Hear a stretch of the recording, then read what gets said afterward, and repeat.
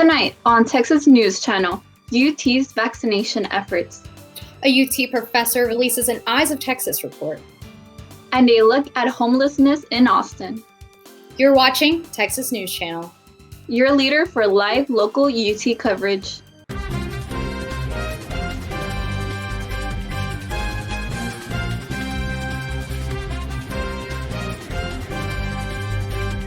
Your campus, your news. Texas News Channel. Good evening and welcome to Texas News Channel for Tuesday, March 30th. I'm Stephanie Molina. And I'm Kelsey Leffingwell. Thank you for joining us tonight. UT is continuing its efforts to administer more coronavirus vaccines to students and faculty on campus. Our Sandy Torres takes a look at what the university is doing to administer these vaccines. Long lines serpent around and inside UT's Gregory Gym as many await to get their COVID-19 vaccine. The Texas Department of Health and Services says starting today, the UT Austin Hub is now open to vaccinating the community of ages 16 or older. UT will continue to receive allocations of COVID-19 vaccine from the state. Many UT students, like social work major Max Garcia, already received their first dose. You just schedule an appointment. UT told TSTV that people should continue to submit a vaccine form through the UT Health Austin's website. The institution's investments and resources have allowed it to operate at a large-scale distribution. This vaccine operation is a product of a cross-campus collaboration. They came together and made for a great process. Because of DSHS guidelines, phases 1A to 1C are still priority during scheduling.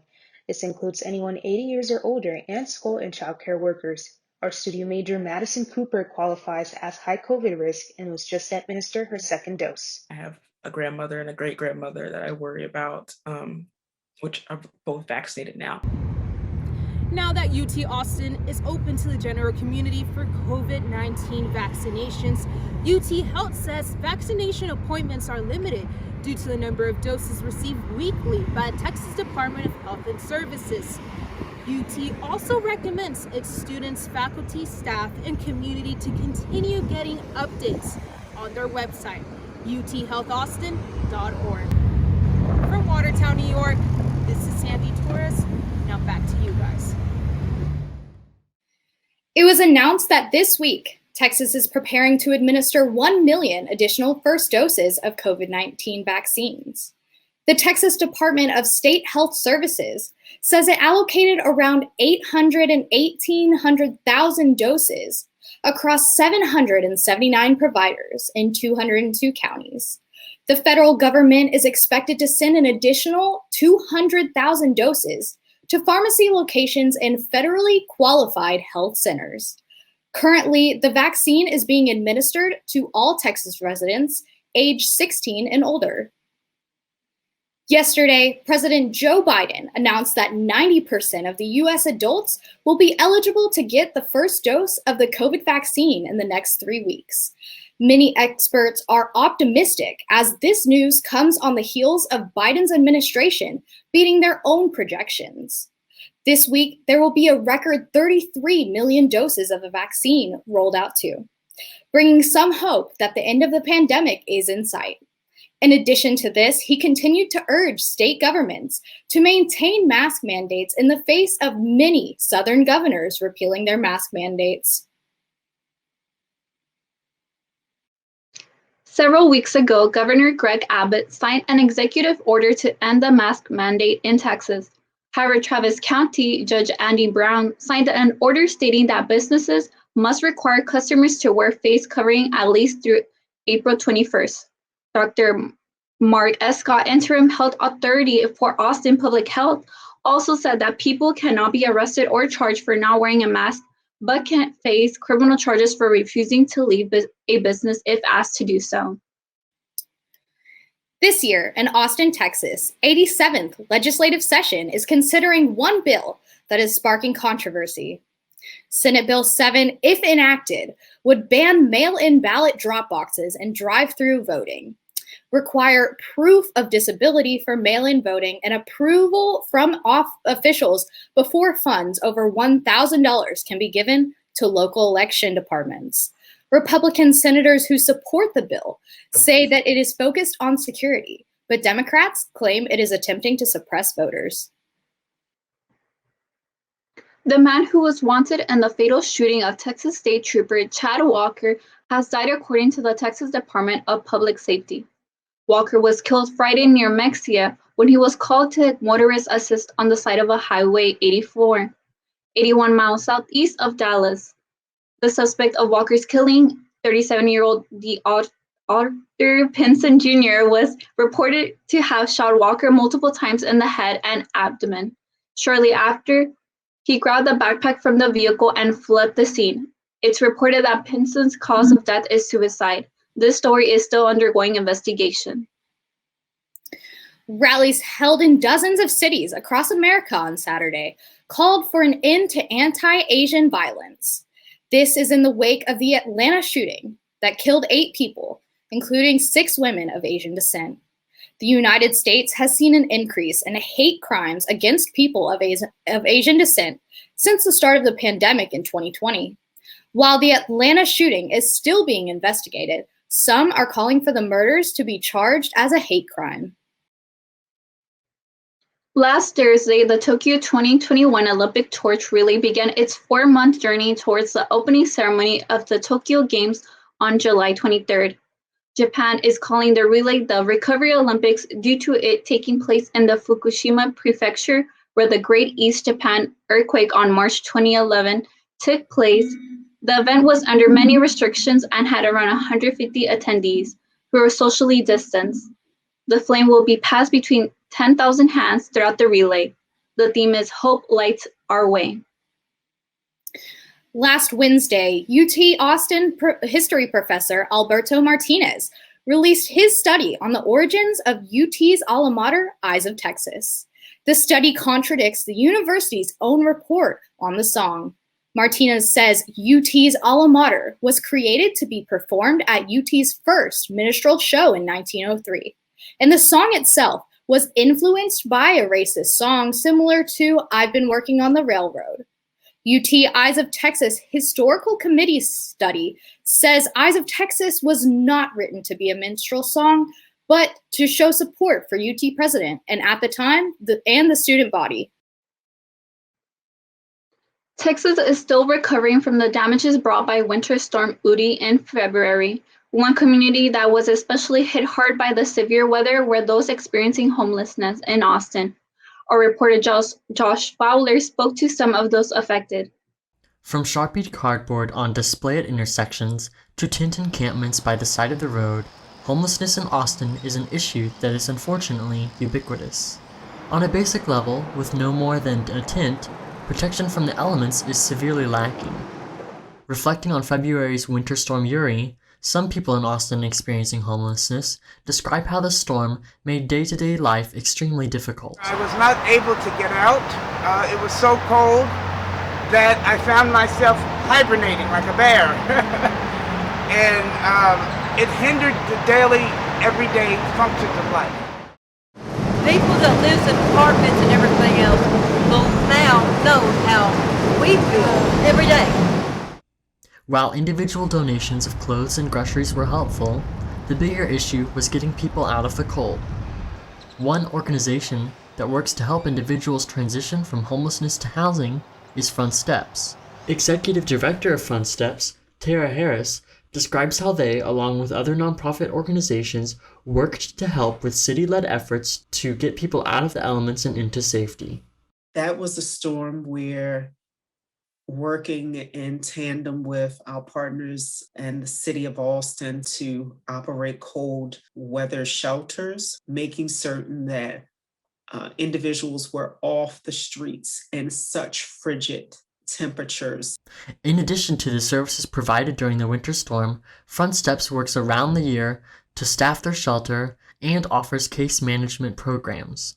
Despite these resources, Anna Letitia Henderson says that more could be done to help those experiencing homelessness.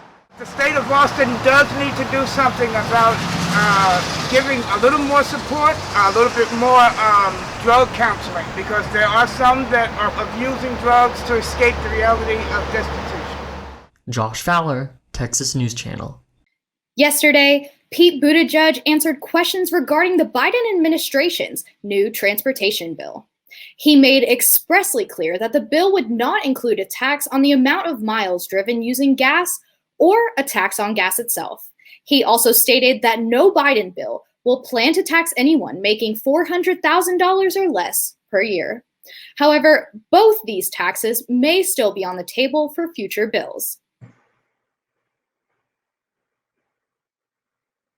An update for Apple's operating system was released Friday, and the company says that Apple devices users should install it as soon as possible.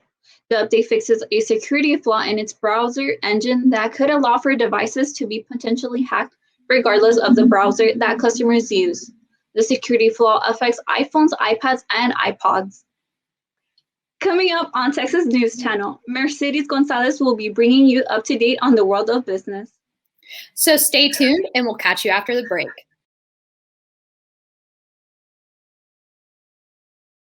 Hello and welcome back. I'm Mercedes Gonzales with your business update. Record high drops have occurred in the market as investors weigh the potential fallout from forced block sales on the rest of Wall Street, according to Bloomberg. Oil prices rose and treasury yields climbed higher. Traders were closely watching several big stocks like Viacom and Discovery as a result of a volatile session this past Friday, as several names took a hit tied to the liquidation of fund manager Bill Wayne.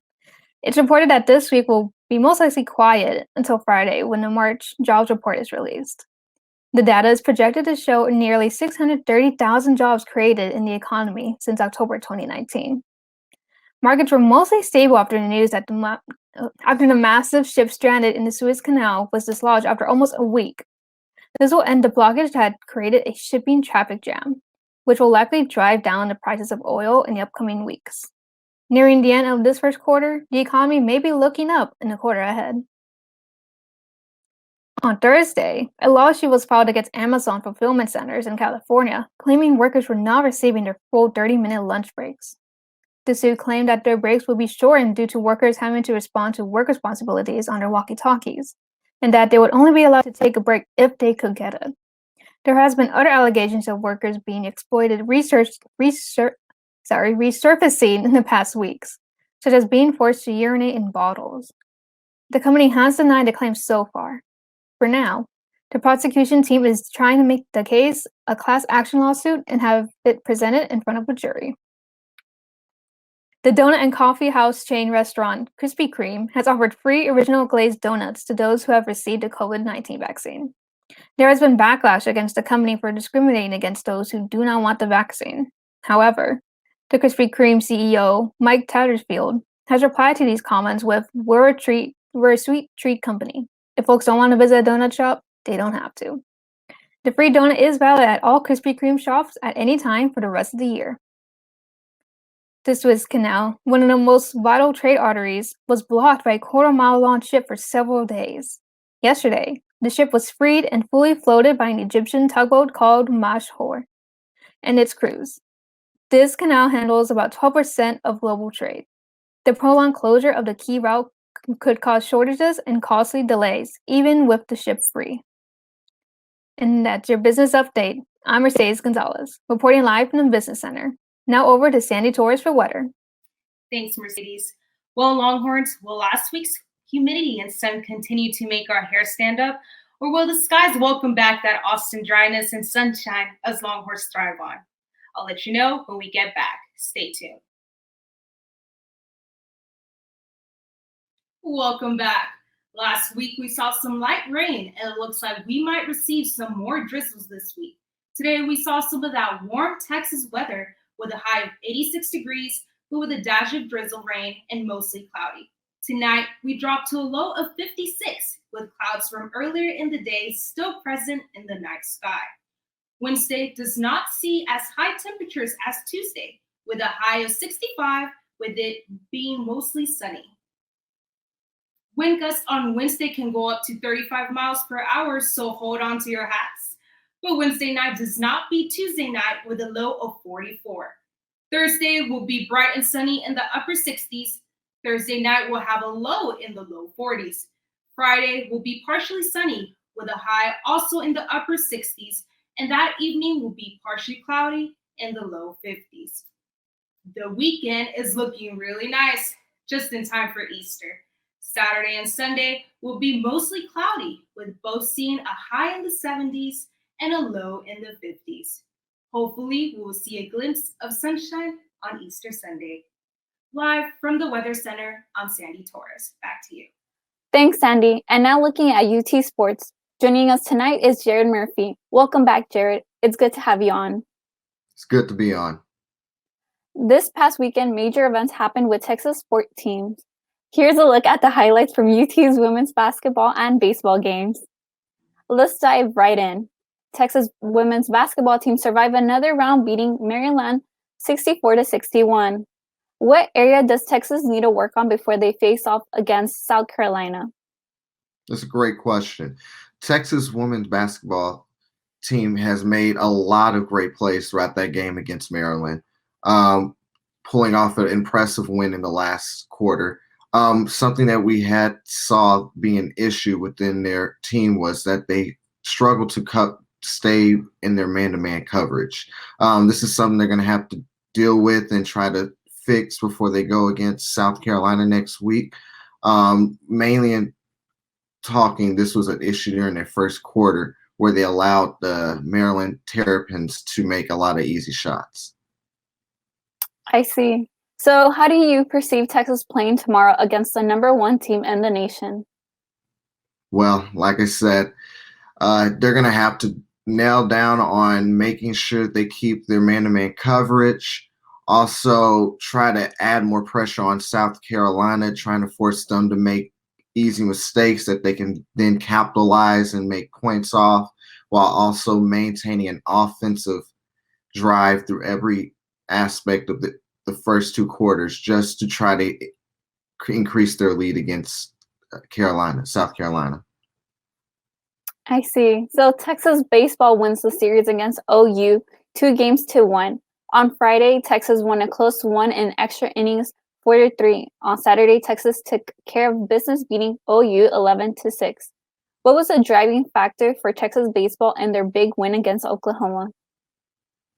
Well, what we saw was that Texas had a slow start in the first inning, but then they were able to come back and solidify their lead by capitalizing during the 8th inning with the number 55, Cam Williams, hitting a homer to right field that allowed him and Kennedy to come back home, bringing a score that was their final two scores, allowing the final score to be Texas 11, OU 6.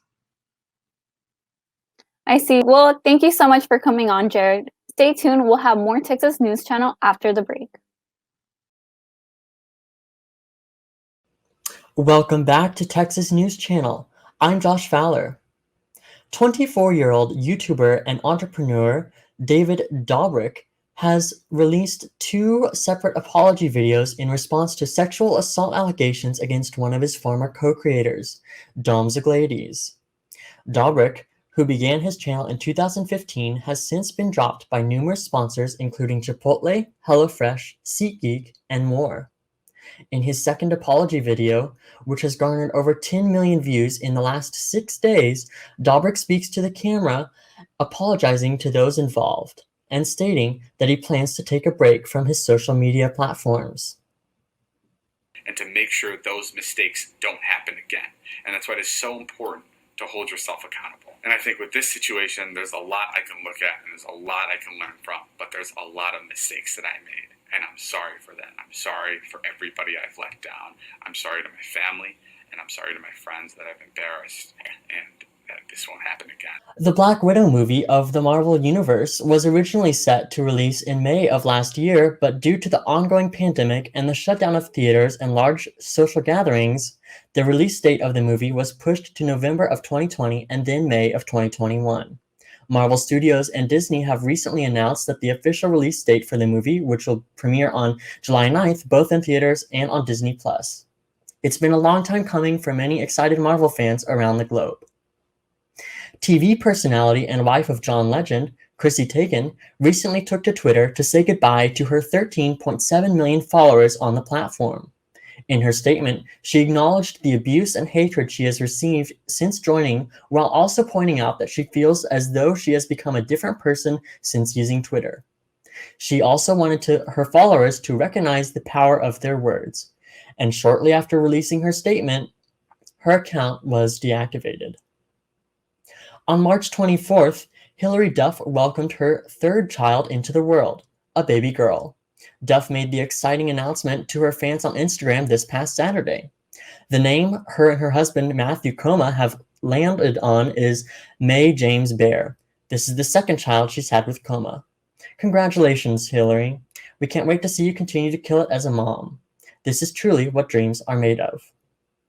Yesterday, Lil Nas X, in association with streetwear company Mischief, created what they are dubbing the Satan shoe.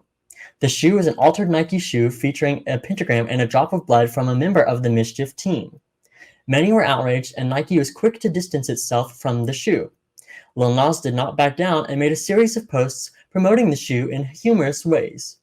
Well, that's it from me with your entertainment news. I'm Josh Fowler. Now, back to you. Thanks, Josh. And as always, we thank you for tuning in. You can follow us on Twitter and Instagram at Texas News TSTV. If you have a news tip, you can reach us on all of our social media sites or email us at news@texasstudenttv.com. I'm Kelsey Leffingwell. And I'm Stephanie Molina. From all of us at TNC, good night.